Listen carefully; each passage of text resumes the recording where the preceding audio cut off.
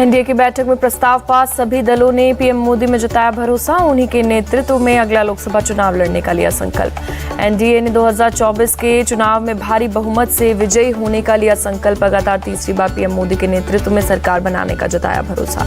NDA के प्रस्ताव में कहा गया, विपक्ष पहचान के संकट से गुजर रहा है, वो भ्रमित और दिशाहीन है। एनडीए की ओर से कहा गया, भारत ने विपक्ष की ओर से फैलाए गए झूठ और अफवाहों को खारिज किया, एनडीए में भरोसा जताया।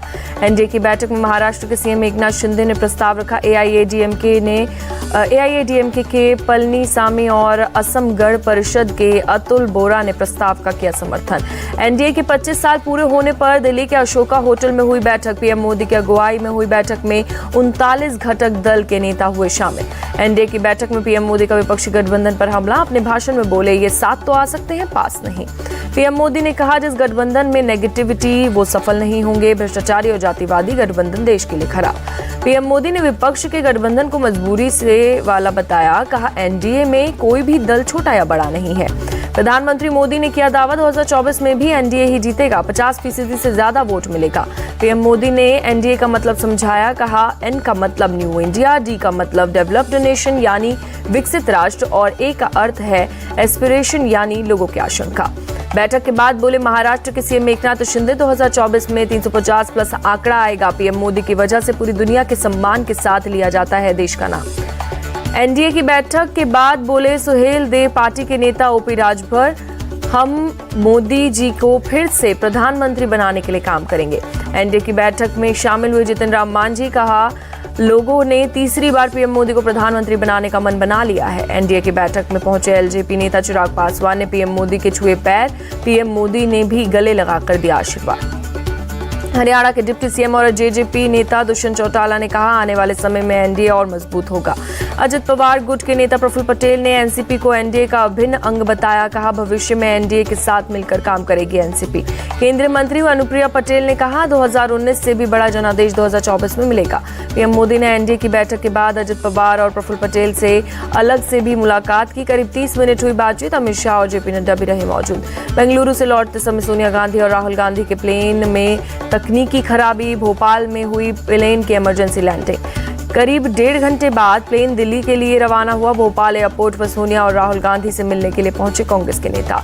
बेंगलुरु में विपक्षी दलों की मीटिंग के बाद दिल्ली पहुंची पीडीपी चीफ महबूबा मुफ्ती, कहा गांधी के भारत को बदलने की कोशिश हो रही है। 2024 में एनडीए की टक्कर, इंडिया से विपक्ष के गठबंधन का नाम Indian national development inclusive alliance. विपक्षी गठबंधन इंडिया की अगली बैठक मुंबई में होगी। मल्लिकार्जुन खड़गे बोले, 11 लोगों की समन्वय समिति बनेगी। विपक्षी दलों की मीटिंग पर बोले मल्लिकार्जुन खड़गे, मतभेद है पर देश हित के लिए इन्हें पीछे रखेंगे। हमारी लड़ाई बीजेपी की विचारधारा के खिलाफ, विपक्षी दलों की बैठक के बाद बोले राहुल गांधी।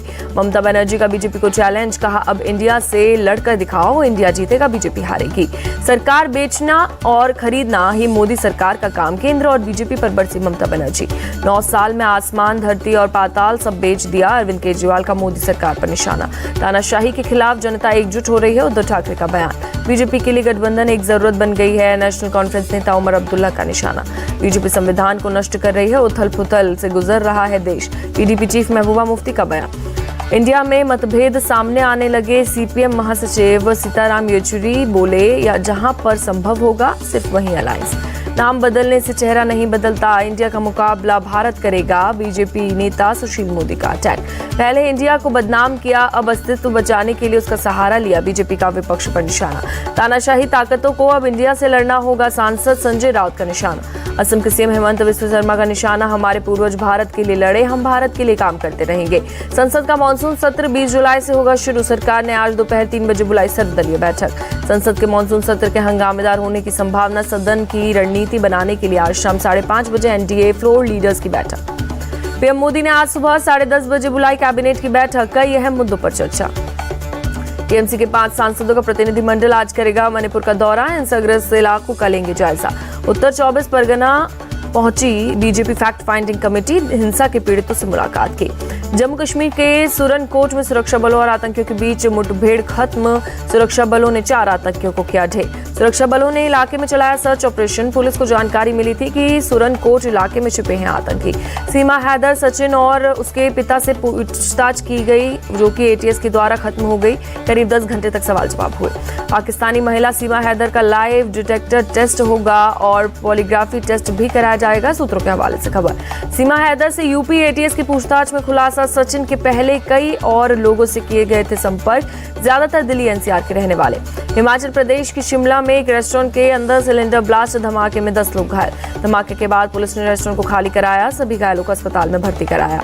मुंबई के पास मीरा भाईंदर में लव जिहाद का मामला, लड़की की शिकायत पर 5 आरोपी गिरफ्तार। गुजरात के कई इलाकों में भारी बारिश की आशंका, मौसम विभाग ने आनंद सहित कई इलाकों में अलर्ट जारी किया। दक्षिण गुजरात और सौराष्ट्र के कई जिलों में अगले 24 घंटे भारी बारिश की चेतावनी। प्रशासन ने लोगों से सावधानी बरतने की अपील की। गुजरात के गिर सोमनाथ के सूत्रापाड़ा में हो रही है मूसलाधार बारिश, मंगलवार को करीब 14 इंच बारिश हुई।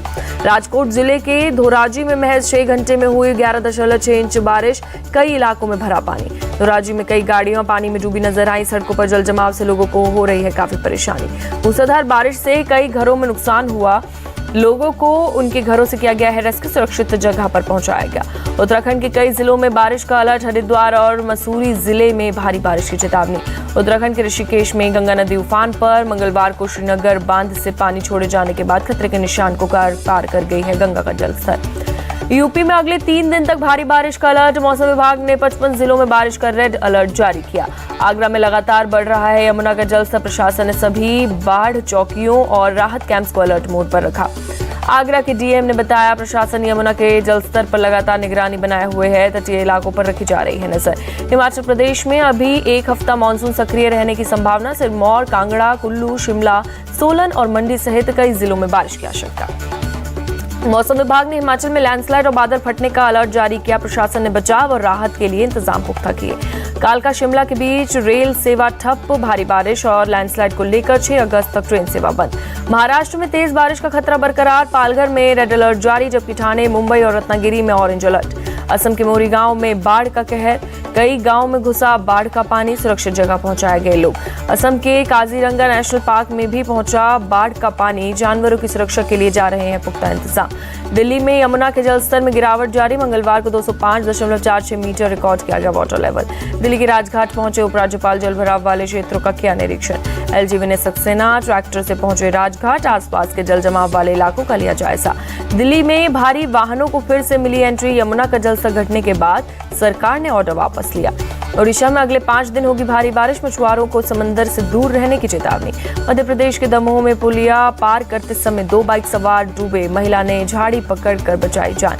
एक शख्स की खोजबीन जारी, गोताखोर और आपदा विभाग की टीम नदी में कर रही है तलाश। रेसलर यौन शोषण केस में ब्रजभूषण शरण को राहत, 2 दिन की अंतरिम जमानत मिली, 20 जुलाई को अगली सुनवाई। मोदी सरनेम पर राहुल गांधी का सुप्रीम कोर्ट में याचिका, 21 जुलाई को होगी सुनवाई। नागपुर जिला कोर्ट से एनआईए को झटका, नितिन गडकरी धमकी मामले में मुंबई ट्रांसफर करने की कोशिश से इनकार किया। लखनऊ में सीएम योगी आदित्यनाथ ने एएनएम हेल्थ वर्कर्स को नियुक्ति पत्र दिए, 1573 स्वास्थ्य कर्मियों को मिला अपॉइंटमेंट लेटर। जम्मू कश्मीर के श्रीनगर में 3 दिवसीय अमृत युवा कलोत्सव का आयोजन, एलजी मनोज सिन्हा ने कार्यक्रम का उद्घाटन किया। गांधीनगर में G20 वित्त मंत्रियों और केंद्रीय बैंक गवर्नरों की बैठक, वैश्विक अर्थव्यवस्था समेत 5 मुद्दों पर चर्चा। 5 साल में गरीबी से बाहर निकले 13.5 करोड़ लोग, नीति आयोग की रिपोर्ट में यूपी सबसे आगे।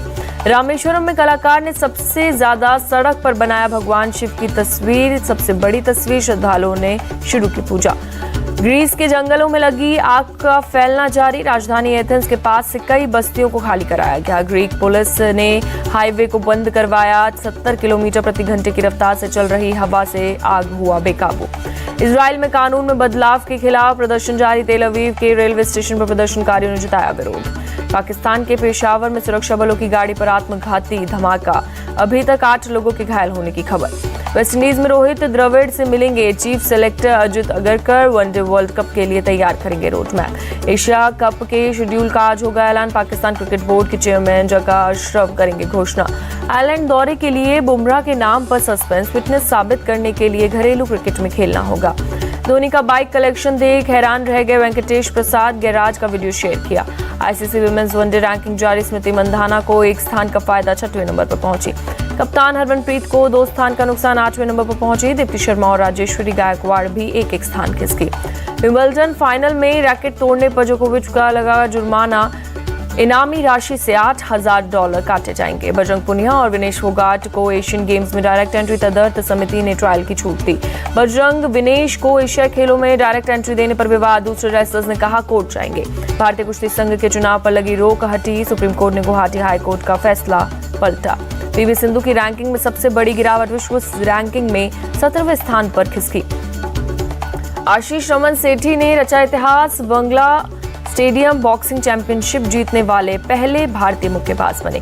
रणवीर सिंह ने रॉकी और रानी को बताया पक्का करण जौहर अंदाज की फिल्म, कहा करण ने कैसी जो ये फिल्म बनाई है वैसी फिल्म देखते हुए हम बड़े हुए हैं।